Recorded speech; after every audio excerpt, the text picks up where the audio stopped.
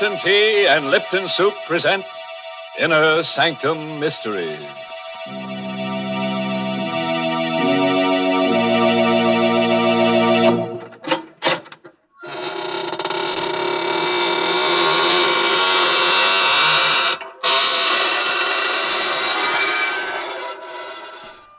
Good evening, gentle friends of the Inner Sanctum. Welcome through the creaking door for another soothing half hour of sweetness and light. Oh, I've learned a new trick.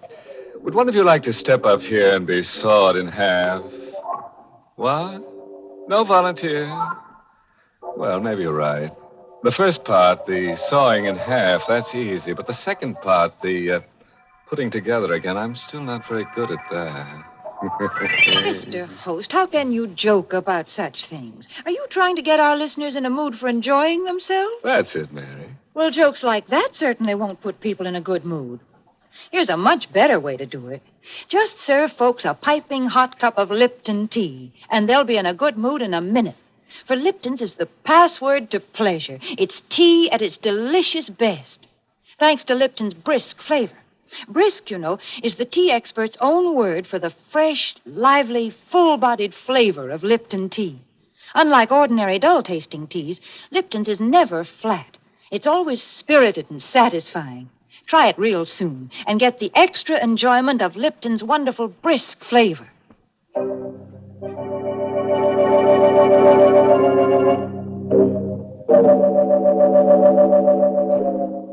What does a man think of when there's murder in the air?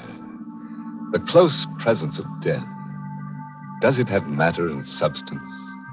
Does it generate unseen light waves that touch a man's subconscious? Or unheard sound waves that speak to him when he sleeps? Well, let's listen to I Walk in the Night, written by Emil Tepperman, with Larry Haynes in the role of Peter Lang to tell you this story himself.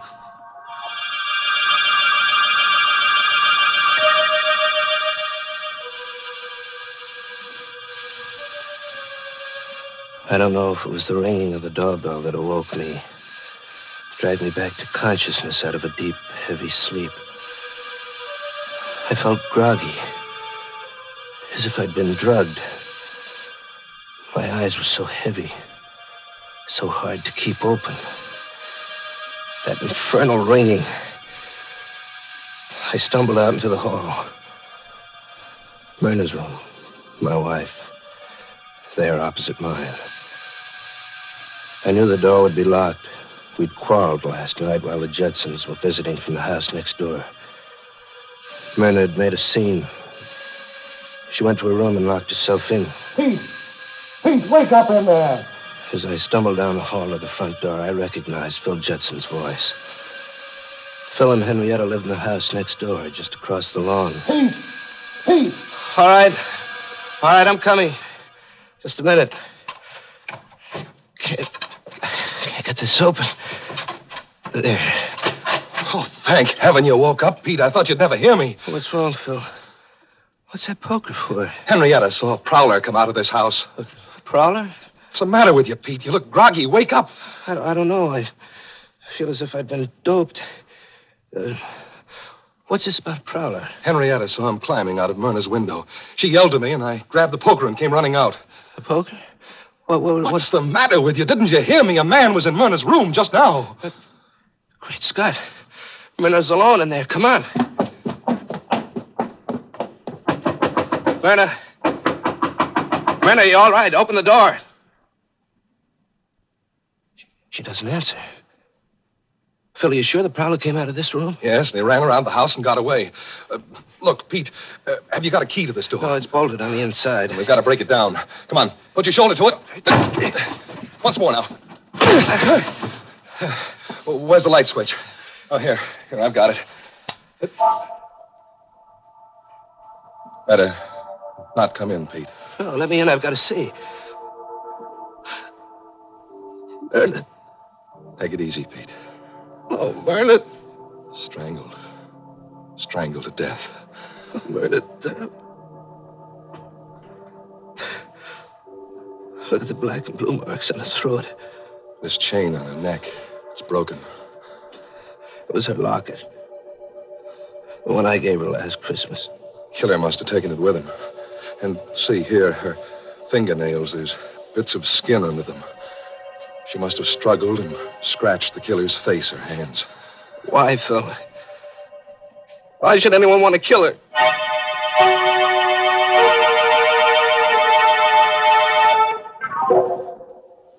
Then began the long torture of the investigation. Detectives swarming over the house. Men in derby hats examining the body of my wife. Measuring the room, searching for fingerprints.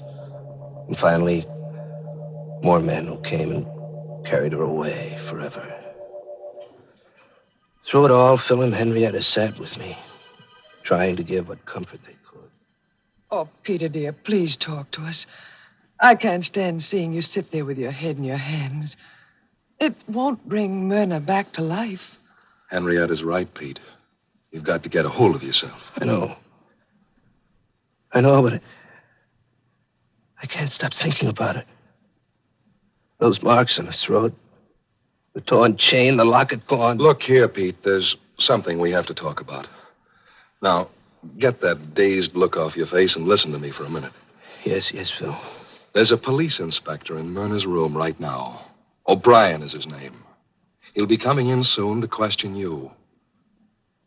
Now, you'd better not tell him about the quarrel you had with Myrna last night. I don't get you. It would look bad for you. For me? Oh, what do you mean? Phil, you don't think that I... Suddenly, I caught my breath.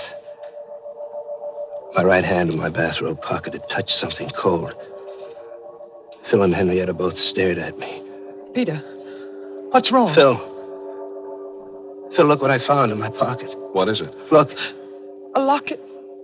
It's Myrna's locket. The one that was torn from her throat. Phil, how could this get in my pocket? Here, give me that, quick. But, Phil... Give it to me. Yes, it's Myrna's locket, all right. You recognize it, Henrietta? Yes. What are you going to do with it, Phil? Get rid of it, quick. Out this open window. Now, if the police find it out there, they'll think the killer dropped it. But, Phil, it was in my pocket. What are you looking at, Phil? Your hand, Pete. What? Your left hand. I looked down at my left hand. There on my wrist were 3 long gashes where the skin had been scraped. As if by the fingernails of a woman fighting for her life. Phil, do you think I could have killed her? Nonsense. I don't believe it. You could never do a thing like that, Pete. Couldn't I? How can you be sure? How can I be sure? Peter, please, don't talk like that. You're making yourself out some terrible monster, but you aren't. Phil and I know you can't be like that. I don't know. Maybe I got up in my sleep and killed Myrna without ever knowing it consciously. After all, I did have that quarrel with her last night. Cut it, Pete. Here comes O'Brien, the detective. I hope I'm not intruding. Oh, no. It's all right, Inspector. Come in, O'Brien. Mr. Lang is very upset. The shock. Yes, I understand. Believe me, Mr. Lang, you have my deepest sympathy. I wouldn't bother you at all at a time like this, but Inspector O'Brien was a pink-cheeked, cherub-faced, chubby little man. But his eyes were cold and blue and restless. They kept jumping from Phil to Henrietta to me as he fired his questions at us. Mr. Lang, one more thing. I understand you had a small party here last night? Oh, no, it wasn't a party. Just Phil and Henrietta and Ted Hale. Ted Hale? Yes, Myrna's cousin. Oh, I see. This Ted Hale, a cousin of your wife's, you say? Pardon me, Inspector. Yes, Mr. Judson? Peter's too easygoing and good-natured to tell you about Ted Hale. But as Peter's attorney, it's my duty to give you certain information. Oh, go ahead. Myrna, Mrs. Lang, owned considerable property in her own right. Recently, I drew a will at her request. In it, she leaves a sizable sum to Ted Hale. Oh, I just thought of something. What is it, Henrietta? Well, Peter was so groggy when he woke up. That's right. He looked as if he'd been drugged. Well, don't you remember last night? Ted Hale went in the kitchen to mix the last round of drinks. Oh, Henrietta, that's ridiculous. On the contrary, it's quite important. Now, tell me, this Ted Hale, what does he do for a living? Why, he works for me in my brokerage office. Uh-huh. To please Myrna, I gave him a job as my confidential secretary. Suppose you tell me where Mr. Ted Hale lives. I think I'll have a talk with him.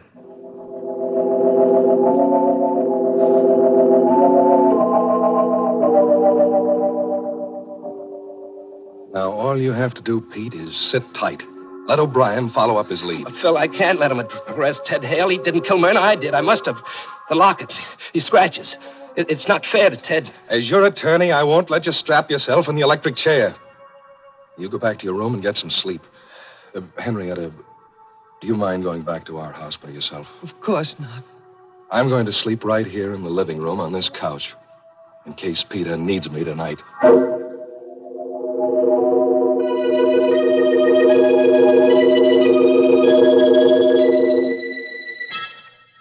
On my bed in the dark, I kept seeing 1,000 pictures. Myrna, her face mottled with strangulation. Phil, always so sure of himself. Henrietta, worried and frightened. And O'Brien, his face grim and his blue eyes cold, going off to question Ted Hale.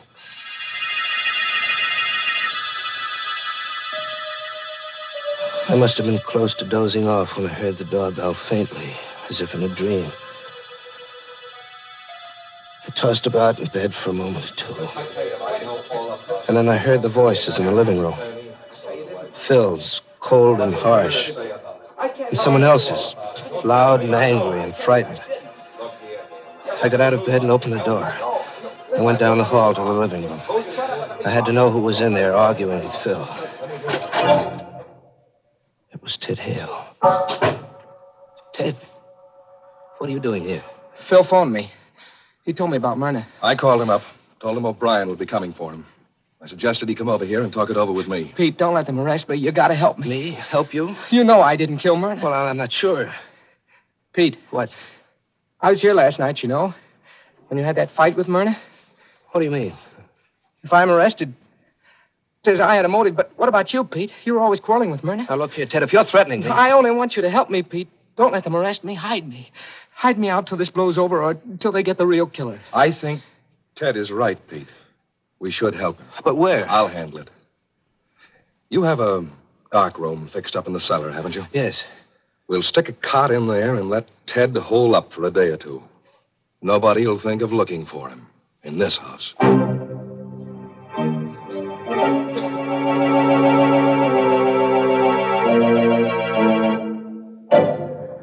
Poor Peter.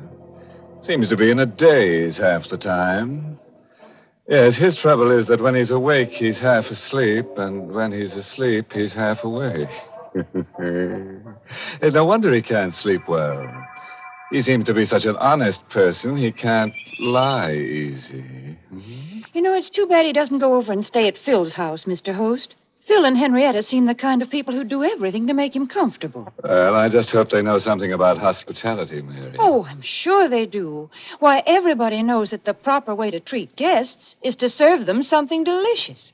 For example, when guests drop in at my house, the first thing I do is put on the tea kettle. And almost before they have their wraps off, I have my best tea service out, and I'm serving them some of my fragrant, fresh-made cake and a cup of heartwarming Lipton tea. For no matter what time of day or night guests arrive, there's nothing like wonderful Lipton tea to make them relax and feel at home. Yes, Lipton's brisk flavor is so lively and full-bodied and satisfying, it just naturally hits the spot with everybody. In fact, I always say, whenever you want to serve your friends or your family a grand, refreshing drink, make it tea. And make it tea at its delicious best. Lipton tea.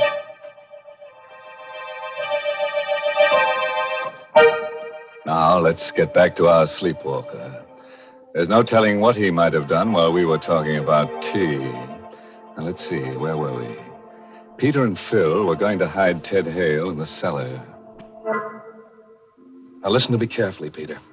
If Ted Hale is arrested and talks, O'Brien will learn about the quarrel you had with Myrna last night.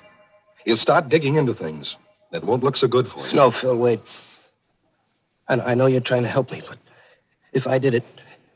If I did kill Myrna, then there's no use trying to protect me. It isn't right. I'm a dangerous man. Fiddlesticks. But you can't brush it off like that. Do you know what it means to lie awake in the night, wondering whether you've killed your own wife? Wondering whom I'll kill next? Cut that out. We've got business to attend to. Now, here's my plan. We'll let Ted stay here tomorrow. And then tomorrow night, I'll smuggle him out of the country. Get him passage on a freighter to South America, maybe. You think he'll go? Sure, he'll go. He's scared stiff. But we'll need money. Lots of money. Now, how much have you got in the safe at the office? So about $10,000 in cash, but there's a batch of negotiable bonds. They'll do.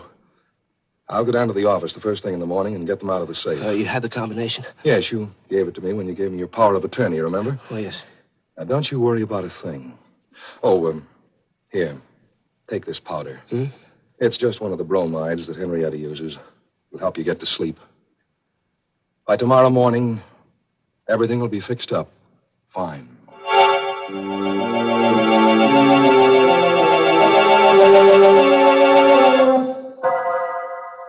It was almost dawn when Phil left. And it must have been hours later, close to noontime, when I felt myself being roughly shaken out of a heavy, troubled sleep. Pete, wake up. What? Hey, wake up. Come on, snap out of it. What? Oh, Phil. Gosh, I feel groggy. What was in that powder you gave me? Never mind the powder. Get your eyes open. Got something to tell you. Phil, what's wrong? What happened? Listen to me carefully, Pete. I went down to the office before business hours this morning and opened the safe to get the money out. Yes? The safe is empty. Empty? The securities are gone. Well, it can't be. Who else had the combination besides you and me? Only Ted Hale. Oh? Do you think that... I'll bet you $1 to a donut he's gone. Come on, let's check.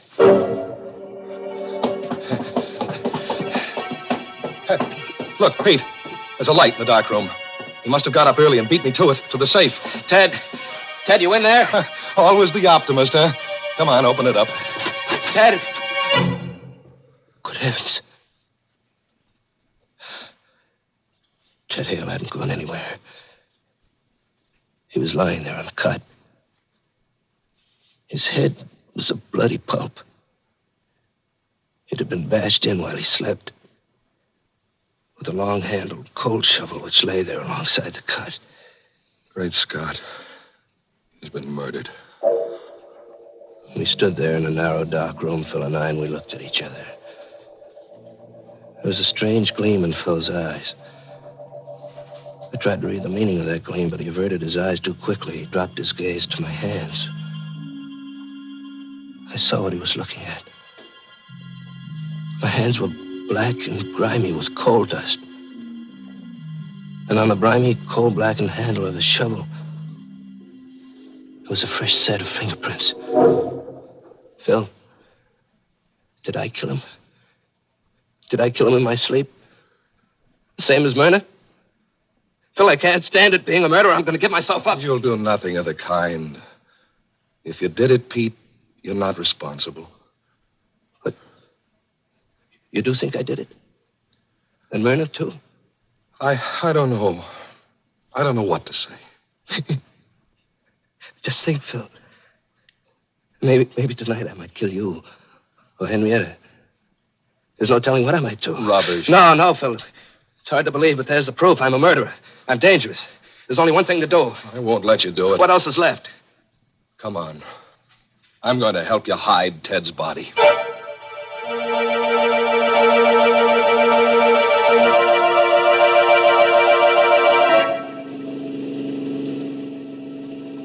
How much further, Phil?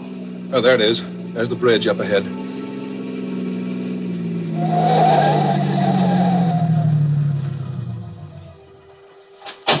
Okay. Here, help me with it. We had the body of Ted Hale in a sack with a pair of 100-pound dumbbells to weight it down.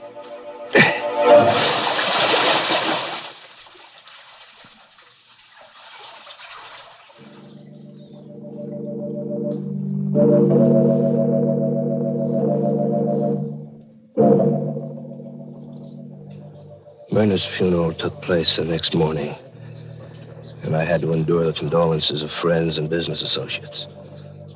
But Phil and Henrietta stood by me all through it. It'll be over soon, Peter. Then you can rest. Keep your chin up. I'll get rid of the stragglers. Look. Look who just came in. Where? Oh, Inspector O'Brien. What does he want, Phil? Take it easy, take it easy. Let me do the talking.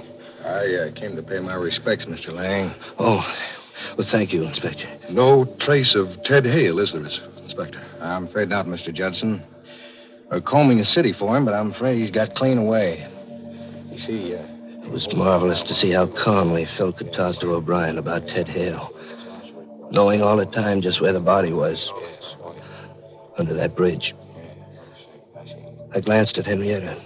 She was watching Phil, too. Know what I think, Mr. Judson? I think Ted Hale will never be caught. I have a very funny feeling that he's dead.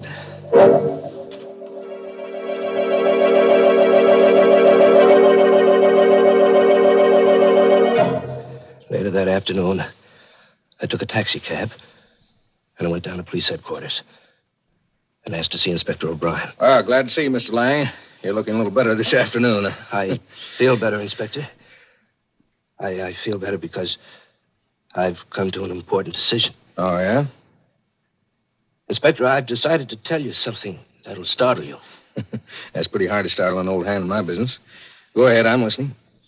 All right. Inspector, Ted Hale didn't kill Myrna. I killed her. That is, I think I killed her.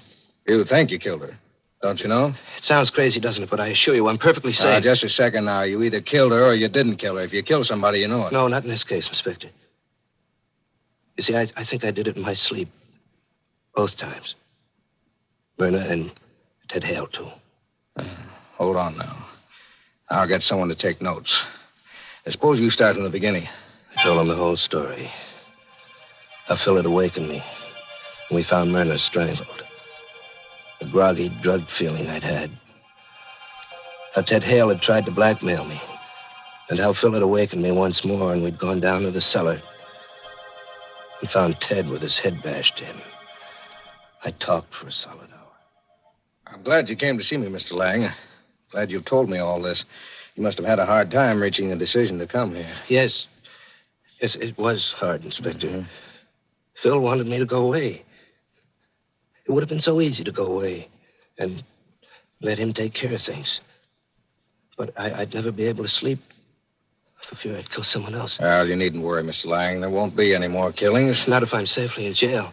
You're not going to jail. You're going home. What? And those notes the stenographer has taken, Mr. Lang, I have almost enough material to convict the real murder. I need just one more thing. Now, you go home and wait. Don't worry. You mean I didn't kill Myrna and Ted? Now, you just go along home and take it easy.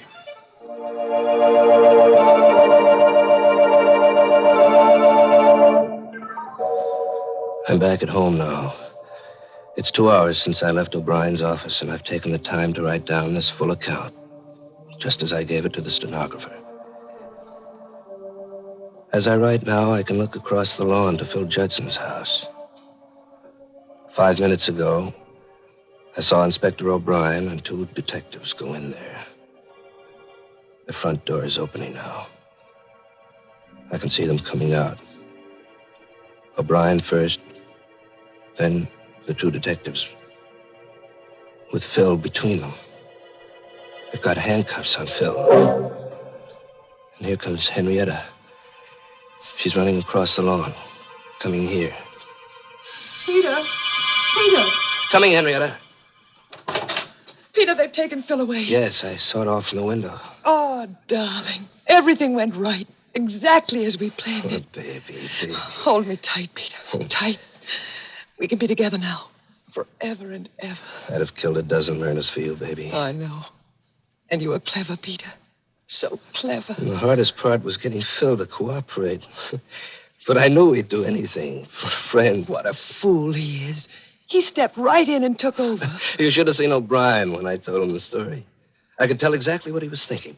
Here's a poor, innocent sap whose best friend is framing him, giving him drugs, and then making him think he commits murders in his sleep. Oh, Peter, as soon as he's convicted, I'll be free, and we can go away together. Sorry. Huh? But you'll have to cancel that trip. Both of you. O'Brien. You heard what we said? Sure did, every word. Remember at my office, Mr. Lang, when I told you I only needed one more thing to clinch the case against the murderer? Well, this was it. I faked the arrest of Mr. Judson. Then I sneaked back to see what you'd do about it. You did plenty.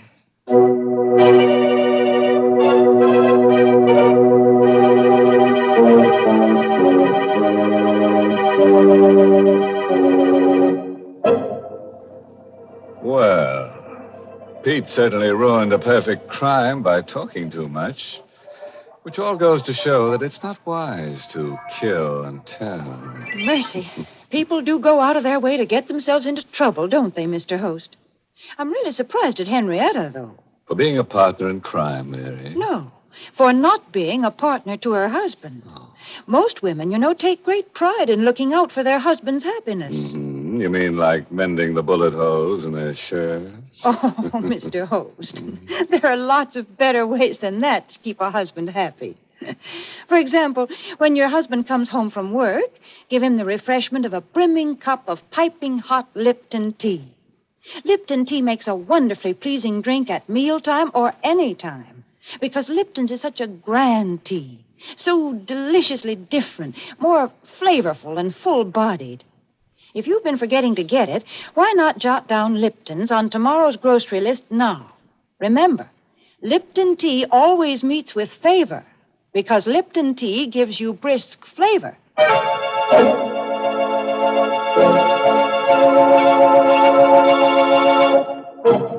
And now, friends, a parting word of advice. If you ever wake up and think that you've murdered someone in your sleep, don't go to the police. Now, just take another powder, brother, and go back to sleep. Oh, by the way, this month's Inner Sanctum mystery novel is The Innocent Mrs. Duff by Elizabeth Sanksey Holding. And next week, the makers of Lipton Tea and Lipton Soup will bring you another Inner Sanctum mystery directed by Hyman Brown and called Accident.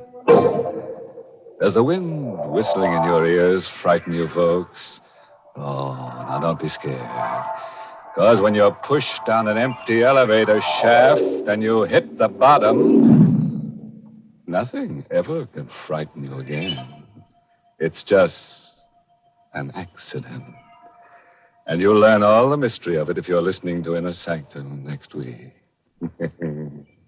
Until then, good night. Pleasant dreams. Hmm?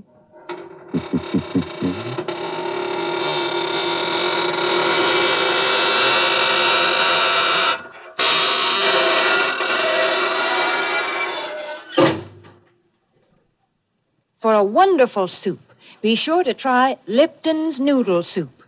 Lipton's is the extra delicious noodle soup that folks rave about on account of all those tender golden egg noodles and that honest-to-goodness chickeny flavor. Tastes like homemade soup that you'd spend hours in making, yet Lipton's is ready in a jiffy. Lipton's noodle soup mix costs less and makes lots more than ordinary canned soups. So get some Lipton's Noodle Soup tomorrow. And tune in next week for another Inner Sanctum mystery. This is CBS, the Columbia Broadcasting System.